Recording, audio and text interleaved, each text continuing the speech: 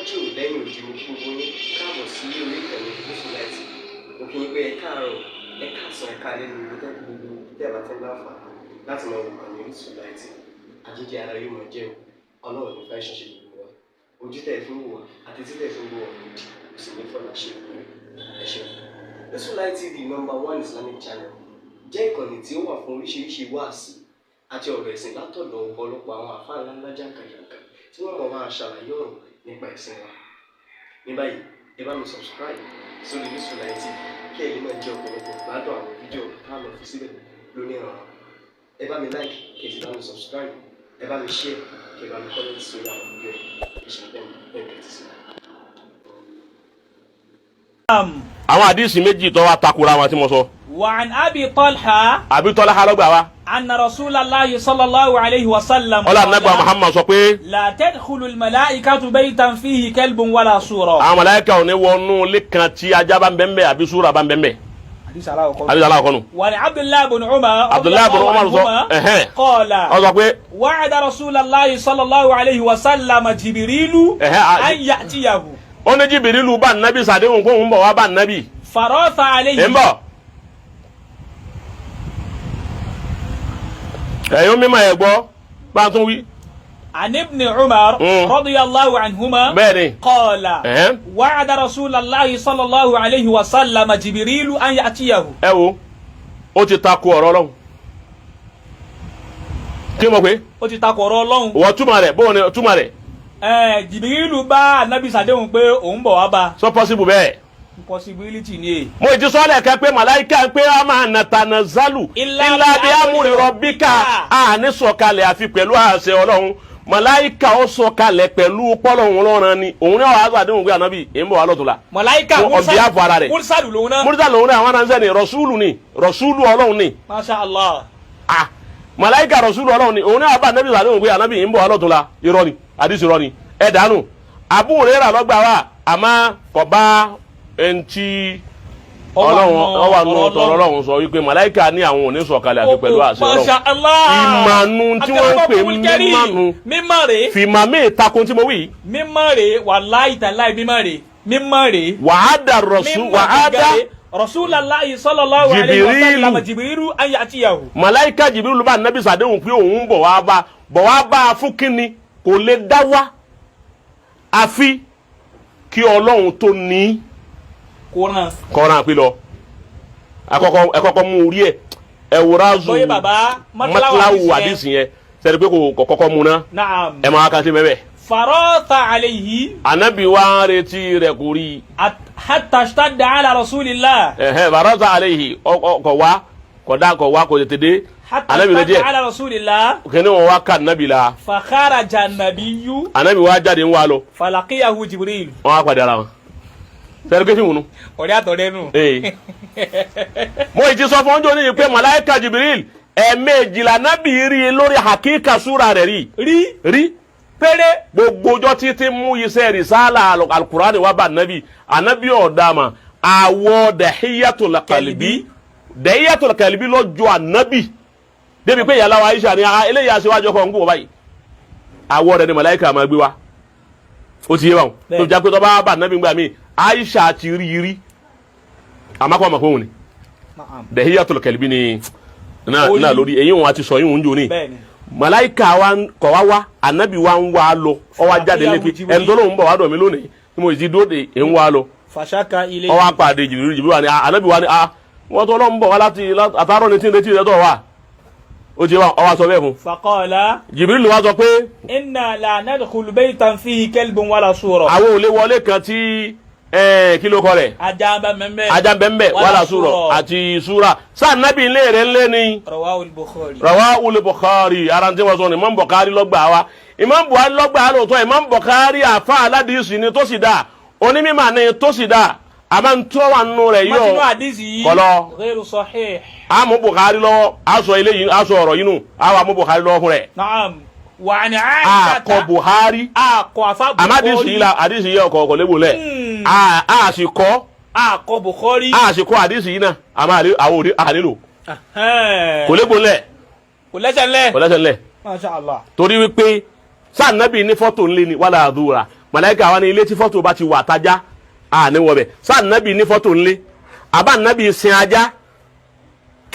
àgbọ̀yé bàbá ànábì ò sí já ànábì ò sì ní fọ́tò ńlé. ní fọ́tò ńlé kò ní èrè náà kí a sọ pé èrè ní fọ́tò jọ̀hún. bẹ́ẹ̀ni ànábì ò sá ànábì léèrè ńlé. bẹ́ẹ̀ni tọ́ba sì ní fọ́tò ni àwa tá ń bọ̀ lẹ́yìn la ya fọ́tò àwọn ya fọ́tò ń gbà ó wà ní súnà tiwa kèé súnà tiwọn ni. àdìsí ń dànù báwọn. sọwádìí àpé jìbìrì ńlá ni àdìsí yìí Abu Hurairah àtàwọn tó bá kejìlá. Aisha. ìyálà wa Aisha tó wáyé. wà ní Aisha ta. tí a gbọ́dọ̀ Abu Hurairah nu pé ànábì ń wá màláíkà lọ. ó wá pàdé ẹ̀ wọ́n ní èyí ṣe látàárọ̀ tó ń rí mọ́ màláíkà ńlẹ̀ tájà bá wà àwọn oníwọ̀bẹ̀ àti fọ́tò tí Abu Hurairah nù. ọwọ́ àkú ti yálà wa Aisha. wà ní Aisha ta radiyallahu anha. ìyá wa sọ pé. qalat wa'ada rasulallahi sallallahu alayhi wa sallam Jibrilu. ó ní Jibrilu bá ọkọ òun sàdéhùn. fi sa'atin an ya'tiyahu. pé táìmù báyìí aago báyìí lòun wà bá wà nábì. faja'at tilka sa'a wa lam ya'ti. dédé àsìkò tí màláíkà dáhùn wá dé ànábì ọ̀wárí kó dé. faqalat. Aisha wa sọ pé. wa kana biyadihi 'asan. ànábì sì mú ọ̀pá kan lọ́wọ́. fatarahaha biyadihi. ànábì kan fi bínú ju ọ̀pá òun nù ni pẹ̀lú bínú. wa huwa yaqul. ànábì wa ń sọ pé. ma yukhlifu Allahu wa'dahu. ọlọ́run ọ̀sàdéhùn kọ́ máa mú sẹ́rí. wala rusuluhu. àwọn òjíṣẹ́ ọlọ́run láì màláíkà àwọn lè báyàn sàdéhùn kọ́ máa ń sẹ ìwá ṣe tí màláíkà tó lóun bọ̀ wájú ọ̀wá wa mọ́ ọ̀rọ̀ ni òun mú ó ń ṣe ọlọ́run ò ní ṣe bẹ́ẹ̀. kọ́sìm àgbọ́yé bàbá ànábì ó fi bínú ju ọ̀pá lò torí pé màláíkà wá. wọ́n wá lọ àdìsí máa Aisha wọ́n lọ mọ́ yàrá wa Aisha ni yàrá wa Aisha kò ní pàdàtà Abu Hurairah yìí gan-an èmi ègbà pa Abu Hurairah lónìí gbogbo àdìsí yìí. àìmọye nǹkan tí wọ́n máa gbé síyàn lọ́wọ́ tí wọ́n gbé sí lẹ́nu. bẹ́ẹ̀ni àìmọye tọ́jọ́ bẹ́ẹ̀. pọ́lọ́pọ̀lọpọ̀ tíra Buhari ní baba Mudiru fi ń wí pé tíra yìí àrùní máa kataba Imam Bukhari bẹ ká ti yéde yìí. baba Mudiru ti sọ ti pẹ́ oho àìrẹ́ nìkan kó mo jáde nìṣe ìgbẹ́ kó mú tíra ti Imam Bukhari bẹ ká ti yéde yìí. kò sí wọn ò rí. baba Mudiru wa ni lan yu ujada. wọn ò lè rí. wọn ò sì ti dòní. wọn ò sì rí lóòótọ́. baba lẹ́yìn ọgbọ́n ọdún. ya Mudir al-Markaz. hafizakallahu. wà á tọ́ la bakọ́ haka. wà á yánnaka bi nasrihi. ẹ̀rí nǹkan báwọn. ó ti rí nu baba. baba Mudiru ojú wọn jìn fa. ojú wọn jìn ọ̀pọ̀. tá a bá ti gbọ́rọ̀ sí wọn lẹ́nu ni wàhálà ní problem. ní ní wàhálà àmọ́ ní ti ń dààmú àwọn yẹn ni pé yóò ṣe ajẹ́ Mudiru wa baba lo ìgbà ó darí gbogbo ayé ọmọ náà tó wà ní wọn darí ayé nígbà ó ti darí yín already. túláàsì. torí gbogbo ntẹ́ ẹgbẹ́ lọ́nà ló ti gbẹ̀yẹ́ bẹ́ẹ̀ bẹ́ẹ̀ mu. lẹ́yọ̀ kọ̀ọ̀kan. ọ̀wá sí nǹkan kan bẹ̀ ma gbogbo ntọ́ kù ń bẹ̀ ọ̀ká ha. òfútu fẹ́ tẹ̀ asa tí ò ní kan. gbọ́ àbá. ma yukhlifu Allahu wa'dahu. anabi pẹ̀lú bínú ni ba anabi ni ọlọ́run ọ̀sàdéhùn kọ́ máa mú sẹ́rí. wala rasuluhu. màláíkà náà ọ̀sàdéhùn kọ́ máa mú èyí tọ́ kílódé tó màláíkà wa tó disappoint mi lónìí. thumma iltafata an-nabiyyu. anabi kan wọ̀nyí báyìí ni. fa idha bijari kalbin. ọkàn rí ajá tahta sariri. lábẹ́ bẹ́ẹ̀dì rẹ̀ wò kan anabi kan bá ajá lábẹ́ bẹ́ẹ̀dì rẹ̀ ni.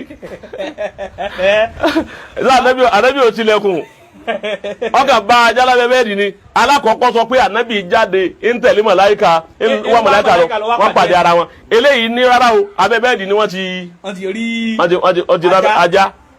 tahta sariri faqala an-nabiyyu. anabi wa sọ pé. mata dakhala hadha kalb. ìgbà wo la já wọn lórí mi anabi wẹ Aisha wa ni Aisha wa ni wallahi ma dari tu. òun ọmọ kọ́dà mo tún abẹ́ẹ̀dì sí láàárọ̀ yìí ìgbà wọn tó wọlé. fa umira bi fa ukhrija. fa umira bi anabi wa pe ẹ̀pẹ́ abáǹpa wọn yà wá lé jáde fa ukhrija wọn wá lé ajá wọn jáde nígbà wọn lé jáde báyìí dé màláíkà kan dé ni màláíkà wọn sọ fún pé ya Rasulallah wọn anabi ó rí lẹ ní tí òjò wọn látàrọ nù. ajá òun ni òjò wọn. ajá ni òjò wọlé ẹ bá ti wọlé kọ́dà mo ti wà ń tòsí o ti ní tí ọba jáde ní wá fíìmù ni nígbà tí yẹn bá ń sọ tíátà tí yẹn kọ àwọn síìtì àwọn nínú ọmọ kan. òdodo lọ̀rọ̀ tẹ́ ẹ máa ń sọ pé téèyàn ò bá fi làákà ìṣe hadith. wàláhì ọ̀lẹ̀ gbọ́dọ̀ ìyọ́ máa sọnù ní gbogbo èyí tóun náà ń takò mí tó wí lára nítorí nígbà náà kékeré kan lára nígbà tí yẹn ń kiri tó ń kú wa. tó láfa làwọn. tó láfa làwọn gbogbo ìtàn mi kọ̀ mí léyìí. kò lè mélé jìnnà eléyìí ṣe máa tòsí bàbá eléyìí jìnnà. wà díìsì méjì àwọn kọ́nà ni pé méjèèjì ọ̀jọ̀ra wọn. bẹ́ẹ̀ni ó takora wọn kẹ. ibo làwọn méjì ti gbọ́. ọ̀dà agbọ́ pé ti Aisha rè òun àtọ́kọ ẹni Abu Hurairah bó lòun ṣe mọ̀ yìí. tọ́ wọn ní torí pé wọn náà ń jókòó tà nàbí ọ̀dà Aisha ìyàwó ànàbí Abu Hurairah wọn ní jókòó tà nàbí ọ̀rọ̀ àwọn méjì òṣèwájú ra wọn lórí ọ̀rọ̀ alájà yìí náà. báwo lọ́rọ̀ wọn ṣe wá ń ta tànákùdù là ń gbé yìí. òun kálukú fi làákà ìwé. fàkísà aládàlíkà bàbá. mi ti sọ̀kalẹ̀ sínú ẹnu. naam ó dà bẹ́ẹ̀. kálukọ̀ tó ní àwọn ará fa rẹ̀. ó dà bẹ́ẹ̀. wọ́n ń pè mufti diyari Misriya mufti Mazari Alhali wọ́n ń pè ní Dr. Shauki Ibrahim Allam Shauki Ibrahim Allam Darul Ifta Al-Misriya tabi'atun li Jami' al-Azhar ó ti yé báwọn. àwọn fatawa wọn. an hukmi tarbiyatil kilab. wọ́n mọ̀ fẹ́ lọ yìí tí mufti tí kílà ń pè Shauki Ibrahim Allam tó sọ̀rọ̀ nípa ẹ̀ bá ń gbọ́dọ̀ tiẹ̀ wá. huwa najasun am tahirun. Shauki Ibrahim Allam ó ní sí ajá ẹ̀gbin ni àbí ntọ́má. wa qal. wọ́n bí bẹ́ẹ̀ bẹ́ẹ̀ ọwọ́ ní. inna jumuhur. wọ́n bí léèrè bí wọ́n náà ti bí mí ni wọ́n bí òun náà o. bẹ́ẹ̀ ni baba. jẹ́wọ́lẹ̀ mufti tó ti bẹ́ẹ̀ ní sinmi o yá sí àrí. masara. wọ́n bí léèrè bẹ́ẹ̀ àfa àgbà ni. wa qala. ìwọ tó ń tó lọ jà mí o tó bàbá tiẹ̀ jù mí lọ tó yún ni. o lè tó. o lè tó. inna jumuhur al-ulama. ọwọ́ sọ pé gbogbo àwọn jumuhur àwọn àbá. ya'taqidu bi najasatil kalbi. nítorí pé jumuhur aksar mu'sam òun náà gbé jumuhur. ya'taqidu bi najasatil kalbi. gbogbo wọn gbàgbọ́ inú àkídà wọn wípé ajá ẹ̀gbin ni ó ní gbogbo àwọn àbá gbà. walakin hunaka madhhabul malikiyya. ó ní àmọ́ masá bíi máàlìkì ń bẹ tóun rí. alladhi nafti bihi. òun lòun fẹ́ fi dájọ́. Shauki Allam. ó ní madhhabi maliki ń bẹ. ó ní gbogbo jùmúrù olóhùn ní ẹ̀dùnú ó ní masá máàlìkì lòun fi dájọ́ torí pé máàlìkì ní bẹ́ẹ̀ Madina. bẹ́ẹ̀ ni. àwọn yòókù Kharija là ń wà. bẹ́ẹ̀ ni. Madina sì ni bẹ́ẹ̀ ni mímà ti. bẹ́ẹ̀ ni. mẹ́rin gbogbo ma ti dé. eré àpótí ànábì ló sì jòkó mẹ́ẹ̀. Allahu alayhi wa sallam. ó ti yé báwọn ó ná lòun fi dájọ́. ayakul. ó sọ pé. innal kalba. ó ní ajá máàlìkì rẹ̀. tahirun bi'aynihi. ajá máa fún rẹ̀. wala haraj. kò wá sí láì bí. fi ta'ayush ma'al kilab. ká máa gbé pẹ̀lú ajá kájọ máa ṣe tààyùsù náà pé tààyùsù kájọ máa fèrè kájọ máa lífù nù ilé kan náà pẹ̀lú ajá ó ní la haraj ó ní kò sí wàhálà. fi ta'ayush ma'al kalbi. Málìkì sọ bẹ́ẹ̀. wal ibada. ká sì máa ṣe lọ́wọ́ pẹ̀lú àtọ́tọ́ bá fara kan. wa kadhalika la haraj fi salat. alẹ́ kírun. idha massa al malabisa. lu'abul kalbi. bí itọ́ ajá tí ọba kan tí tájà fẹnu kan aṣọ yàn títọ́ rẹ̀ wá hàn bẹ́ẹ̀ mọ́ Málìkì ni a lè kírun pẹ̀lú ẹ̀. mufti jumhur ad-diyar al-Misriya òun lọ sọ ọ̀rọ̀ tiẹ̀ nu. àti wàá gbọ́ ti mufti Shauki Allam tó jẹ́ mufti Mazar àti gbọ́ tiẹ̀ wá jẹ́ àpàdà èyí ní sìn ọ́ndà Darul Ifta al-Misriya lọ́wọ́ o. bẹ́ẹ̀ni. Darul Ifta àti wọn lọ́wọ́ ẹ wá jẹ́ àpàdà sí ọ̀dọ̀ àwọn al-Lajnatu Da'ima lil-Buhus al-Ilmiyya wal-Ifta èyí tí ọ̀pọ̀lọpọ̀ àwọn tí wọ́n jẹ́ àwọn ìyá tán jẹ́ alùsùnà òun làwọn sábà máa tẹ̀lé wọn yẹn sábà tẹ̀lé ti Mazari nígbà tí mo ti Mazari wá wọn ti láwọn tẹ̀lé yìí jáwá tẹ̀lé yìí tí àwọn tó jẹ́ marjawu tí wọn lọ́hùn. naam wà fi fatawa al-Lajnati Da'ima. fatawa àwọn Lajna Da'ima yìí ẹ bá àwọn Abdullahi bon Taud ẹ bá mbẹ nínú àwọn àfa Lajna lọ́wọ́ ẹ bá Abdullahi bon Gadiyan ẹ bá nínú àwọn àfa àwọn ẹ sì bá Abdulaziz bon Bas ẹ bá nínú àwọn àfa àwọn àti Sheikh Abdulrazak Habibi àtàwọn bẹ́ẹ̀ àwọn ẹlẹ́bàá ń bẹ̀ àgbákò mímọ́ làwọn náà àwọn náà sọ pé. la tadkhulul malaikatu baytan fihi al-kalbun wala sura. àdìsí yìí lẹni yẹn mú wa. man kana yurabbil kalba. ẹni yẹn wá béèrè ẹni yẹn mú àdìsí tá a wí yìí wá fún àwọn Lajna Da'ima ó wá bi wọ́n pé àdìsí yìí àwọn kà lóòótọ́ àmọ́ o. man kana yurabbil kalba li darura. ẹni tí bá ń sin ajá lérí pé bóyá ó fẹ́ máa fi sọ ilé rẹ̀ ní kọ́. mithlu harasa. ó fẹ́ máa fi sọ ilé rẹ̀. famaratu din fi dhalika. kí ni ẹ̀sìn rí lórí ẹ̀ kí lẹ̀sìn sọ lórí ẹ̀ nígbà tán ní màláíkà ò ní wọnú ilé tí ajá bá wà ẹni tó yẹ pé ó fẹ́ máa lo ajá yìí fi sọ lé ara ẹ̀ tájọ́ máa bá gbélé kí ni ẹ̀sìn sọ lórí rẹ̀ wọ́n bi àwọn Lajna Da'ima.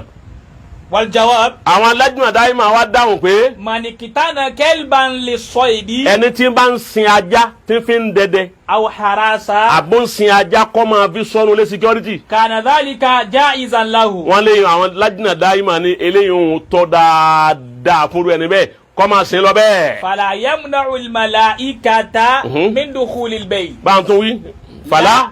yamna'u al-mala'ika min dukhuli al-bayt. tún wí lẹ́ẹ̀kan sí. la yamna'u al-mala'ika min dukhuli al-bayt. wọ́n lélẹ̀ yìí ò lè kọ̀ fún màláìka láti má wọlé. àwọn lajna daima lil buhus al-ilmiya wal ifta ní Saudiya ń bẹ. àwọn ni wọ́n sọ ọ̀rọ̀ yìí láwọn àfàgbà. wọ́n ní ẹni tí ń bá ń sin ajá tí fi ń sọ́lé ajá tí fi ń sọ́lé àbí fi ń dẹdẹ àbí mú lọ́gbẹ́ àbí fi ń tẹ̀lé àwọn ẹran àwọn màlúù rẹ̀ ó ti yé tí wọ́n ń sìn wọ́n ní irú ajá ní tó bá wà nulẹ̀ wọ́n lè yín ò lè kọ̀ fún màláìka láti má wọlé ajá tó lè kọ̀ fún màláìka lè tọ́já sí pé kò wúlò kankan fún wa àfi ṣe nǹkan kan a kàn sára pé a kàn láìkì rẹ̀ a kàn ń sìn ni.